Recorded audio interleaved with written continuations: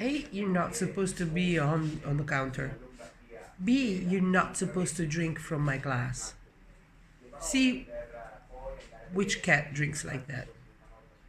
Seriously. Achille. Hey everybody, I see you're in time for Help Me Cooking Lunch. Let's go.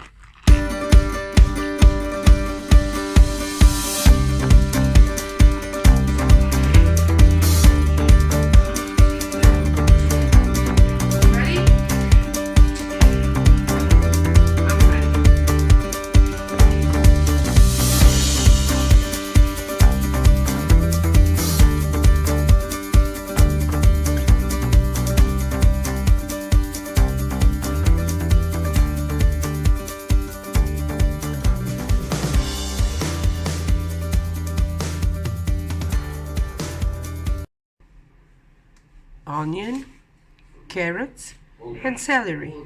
That's how a love story starts. Mario is making me coffee and milk. How lovely. And they're, of course, talking about the coronavirus on TV. I'm gonna just ignore it and just let's do this. So, this is a lot of it, but I wanted to show you one thing. You see, fires off still.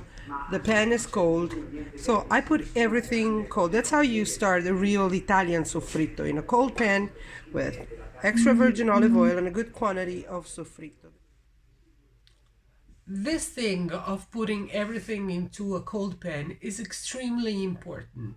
The reason is that I want all these vegetables and later all the meat to juice into the oil and to combine it, to combine all its flavor along with the tomato later, the wine, etc. If you put everything, all these flavors, all these vegetables into a hot pan with hot oil, they will juice, but immediately, all at once, in a kind of a violent way, actually. So all the juices will evaporate immediately and will not have the time to infuse all the oil. Yeah, explained it well.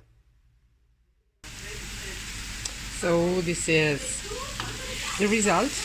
This is where I want to go. You see, onions are almost translucent. The carrot, let me burn to them. Yeah, you're done. No, I think that it takes a few minutes more.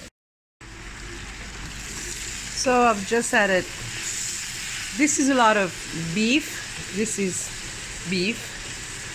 And Italian sausage. Now, Italian sausage is made with no fennel, as many of you know. What you do, you just decase it and crumble it into there. Now I want to show you a technique to make everything very smooth.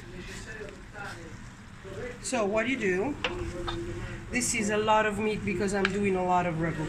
But what you do, you get a flat wooden spatula and the back of a wooden spoon. What you do, you get every clump and you just mush it on it. It's becoming, you see this part I still have to do it, but in a couple of minutes. This comes really easy, and the more it cooks, the easier it gets. I haven't added any salt yet. I will show you when I do. So this will go on for a little while, for about 10 minutes more, maybe more. The indicator is when you remove the meat on the side, all these juices that you see here will be gone, and all you will see is just clear oil. Yeah, I know that you've read somewhere that you have to throw away all these juices, but this is just nonsense. That's the flavor of the ragu sauce. I haven't added any salt yet.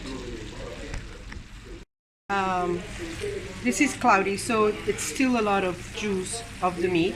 I just want to have the oil before adding the next ingredient. So let's see if it's ready. Again, I'll pull the meat aside. Let's see what kind of juice comes out of it. If it's all clear, I'll be ready to put in tomato. If not, no. So it's still quite cloudy, which means there are still the juices of the meat here. So we'll just let it go, give it a good stir, and let it go. In the meantime, we're gonna proceed to brace yourself. It's canned tomato. Actually, this is the brand that I prefer. That's really good. They don't pay me. No, I buy it like everyone else. So what I do this,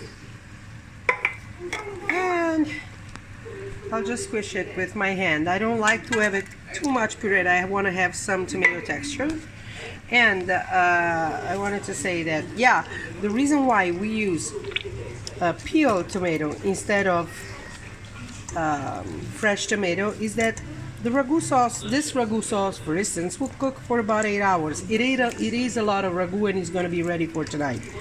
So if you use fresh tomato, you don't have first of all, you don't have ripe tomatoes at this point of the year, so the acidity will be very high and you have to correct it with sugar, and I just hate that. So I'll just add a good brand of canned tomato. The important thing is that the tomatoes are preserved in tomato juice and not in water. And a good swirl of water without splashing it everywhere, possibly.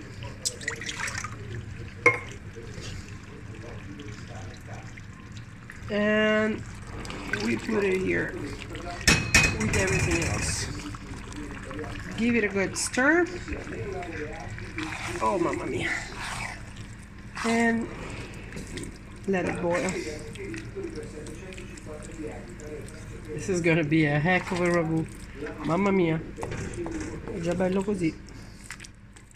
So the sauce, the boiling has picked up. This is not simmering, this is just simply boiling.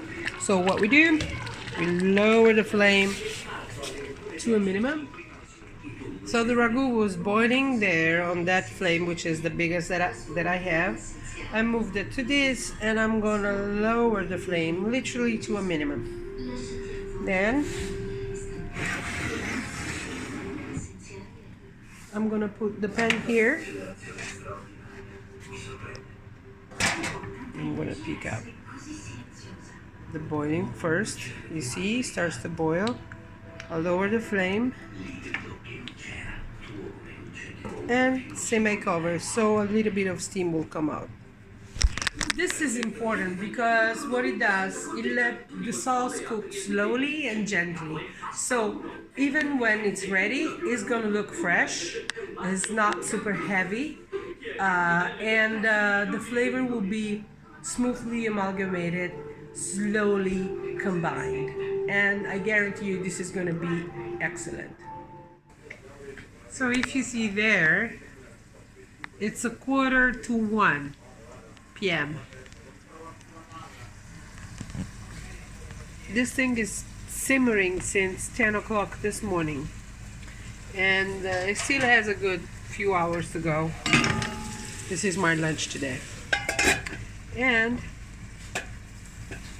still going. You have to be patient. That's all you have to do. You have to be patient. Again, the water is boiling, and this time I'm not making pasta, so I'll just put it in a good swirl, and I'll cover.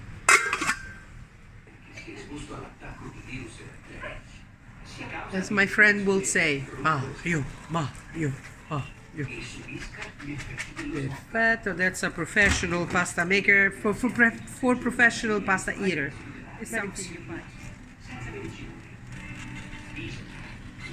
And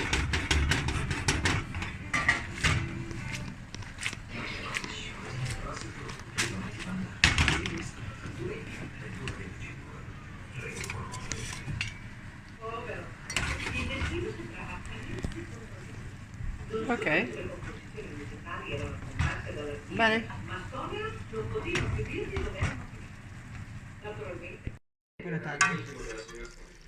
Allora, and this is how I like to serve it. Ho appena letto dei vecchi numeri di aggiornare del campus. Non ho potuto fare a meno di notare che lei e la signora facevate notizia prima che saltasse fuori Tonio, sì. Cristina e io eravamo solo amici, niente di più. Dopo il loro matrimonio non ho osservato alcun rancore. Faremo o meno. Era più il bisogno di interrogarmi. Basta, basta. Professore, This time I didn't show you the plates. You don't know the real reason? I'm watching Murder, She Wrote, and I forgot. But it was good nonetheless. It was really good. Mario, era buono? Buonissimo.